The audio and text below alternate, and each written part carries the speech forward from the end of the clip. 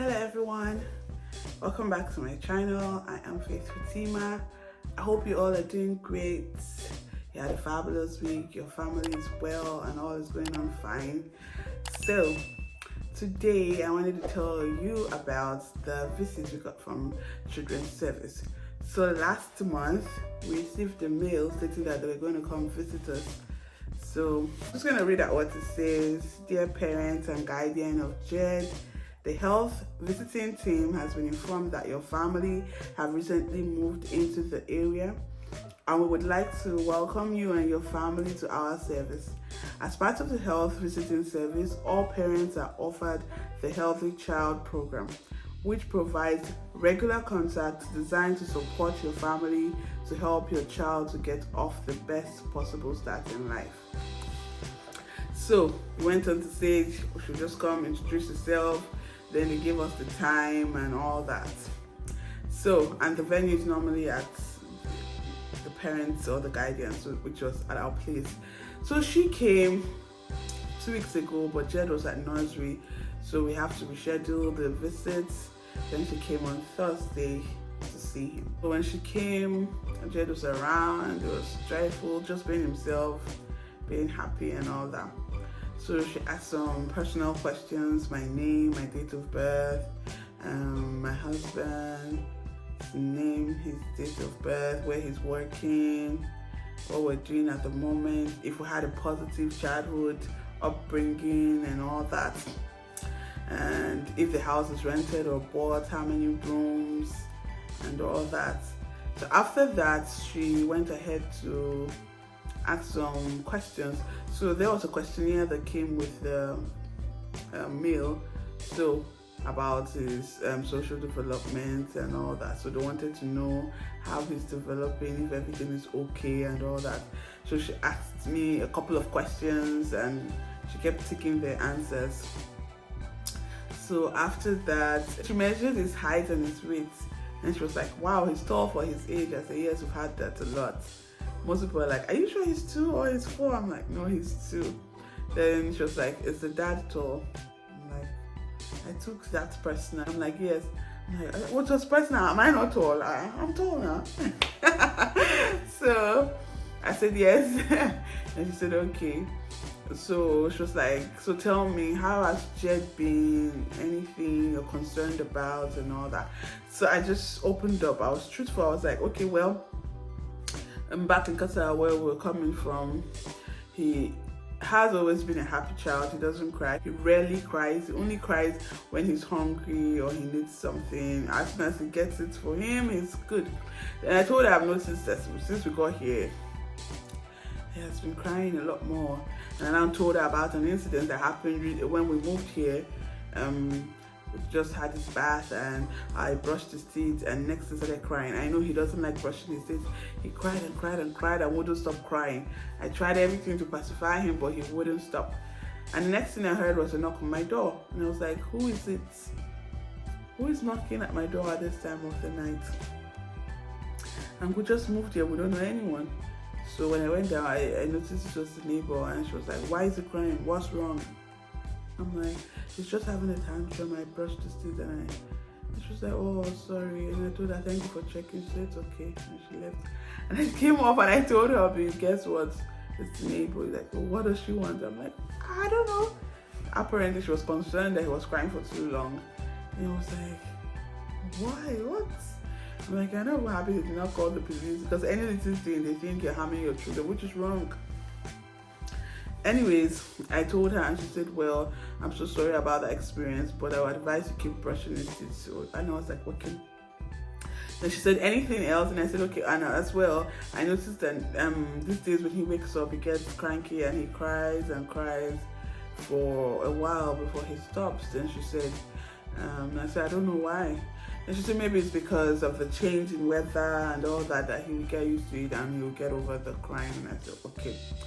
Then she said, anyway, they're here to help and support in any way they can. So she also asked if there's any challenge in finances, any way they could step in and all that. I was like, no, we're good. And she said, okay, because that's why they are here, to help and see what they can provide if we need any assistance. And I said, no. Then she asked if he had his room. I said yes, he has his room, but he's sleeping with us because when he started the nursery, he was falling ill and all that, because that would be his first time to meet with other kids. So she said yes, it happens. So I told her, we went to the GP, he was given some drugs and all that. Then she said, okay, that's fine. Actually, they tend to share information with the GP to know how he's faring medically. And I said, okay, that's good. So she said, okay, but does he have his room? I said, yes, he has his room, but he's not sleeping in his room. He has been sleeping with us, and he's not yet back to his room. Then she said, okay, all right. So after everything, next thing she would say, I want to see his room. I was like, she said, yes, it's a protocol, we have to see his room. I was surprised. It wasn't bad. So when she went in, she was like, it's fine, he has his bed, everything's set up nicely, it's okay. And I said, all right. Then we came downstairs. So that was all. And I don't know if any of you have had this visit. Please, I would like to know how your visit went. Please leave your comments in the comment section. I would love to know how it went. Was it nice? Was it terrifying, or was it okay?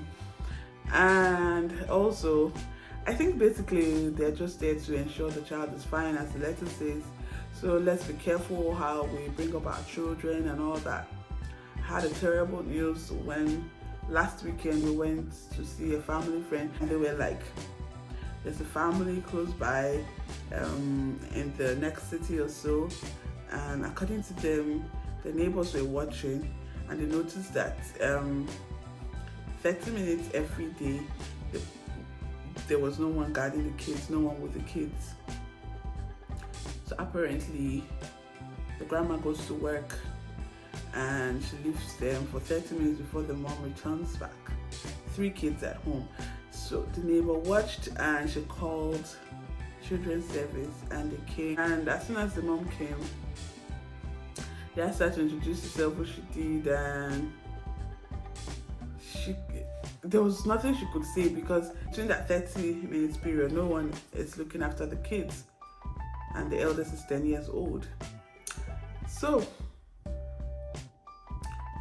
the kids were taken from her because there was nothing she could say. They took the kids from her and they asked the kids, is your mom spanking you? They said, yeah, she spanks me when I don't do my homework and all that. So they were like, do you want to stay with us? Do you want to go back home? They said they wanted to stay with them. Like, oh my goodness. The 3 kids all wanted to stay with them. So apparently they went to court, but the children insisted they wanted to stay back. And that's how the kids were taken away from her. I can't even begin to imagine what she is going through. And they're still with the government up till now. I'm like, this is so terrible. Please, let's be careful out there how we train up our children. Please, please, please. Here they don't believe in spanking. Okay, so please, I know most of us were brought up that way, but as the saying goes, if you're in Rome, you live like the Romans. So please, let's abide by the rules of the land. Even the Bible tells us to do that. Please, let's abide. Because at the end of the day, we're all here working hard for our children. And now when the children are gone, what are you living for? So please and please, no spanking. I feel there are better ways for us to instill discipline in our children without spanking them. I've been a teacher in Qatar, and I already know you don't beat children. You don't even touch them. Talk more of beating them. Okay, so some of you ask, how will you cope if they are doing something you don't like and you feel you're not getting through to them? You just call for assistance, okay, and they will take over and or pull the child out and all that. So please, I feel there are so many ways we could discipline our children. As I said earlier, you can reduce screen time or timeouts, or you can ground them if what they did is so bad. But please and please, no spanking. Okay? Please. There are scary stories out there of children being taken away from their parents. So please, let's be careful. Let's make it a lifestyle. People are watching, and well, maybe they feel because of our color, and they already know that we believe in spanking.